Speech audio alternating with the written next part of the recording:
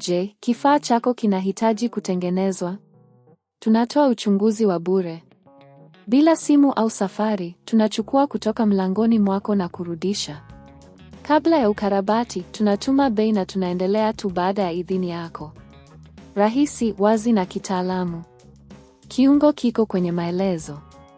Katika mwongo huu wa kiufundi, tutachunguza hatua za msingi za uwekezaji katika mali isiyohamishika kwa kutumia Enova Yoga 730. Kwanza, ni muhimu kuelewa thamani ya kufanya uchunguzi wa mali. Uchunguzi huu unajumuisha kutathmini eneo, bei za soko na hali ya mali hiyo. Kwanza, tumia Enova Yoga 730 kuandika na kuhifadhi taarifa muhimu kuhusu mali unazopanga kuwekeza. Kwa kutumia programu za GIS, unaweza kuona ramani za maeneo na kuchambua data za kihistoria za bei. Baada ya uchunguzi, hatua inayofuata ni kuangalia huduma za kuchukua nyumbani. Hii ni muhimu ili kuhakikisha kuwa unapata mali katika hali bora.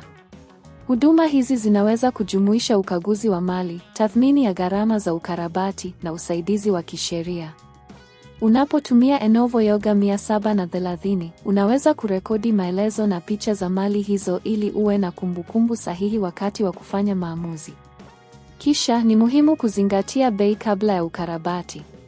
Kulingana na hali ya mali, bei hii inaweza kubadilika sana. Tumia Enova Yoga 730 kufanya mahesabu ya gharama zinazohitajika kwa ukarabati, kama vile vifaa na kazi.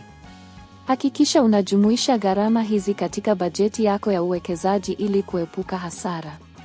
Mbali na hayo, chunguza soko la mali katika eneo hilo. Hii itakusaidia kuelewa ni mali zipi zinaweza kuleta faida kubwa zaidi.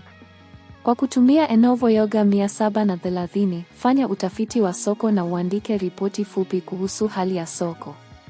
Unaweza pia kuangalia bei za mali zinazofanana ili kupata picha kamili ya nini kinachofanyika.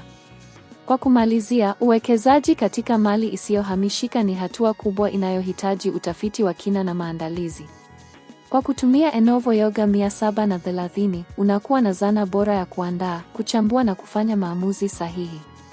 Kumbuka, kila hatua inahitaji umakini na utafiti wa kutosha ili kuhakikisha unapata faida kubwa kutoka kwa uwekezaji wako.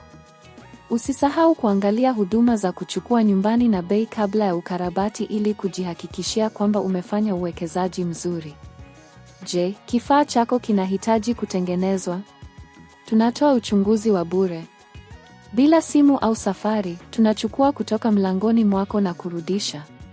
Kabla ya ukarabati, tunatuma bei na tunaendelea tu baada ya idhini yako. Rahisi, wazi na kitaalamu.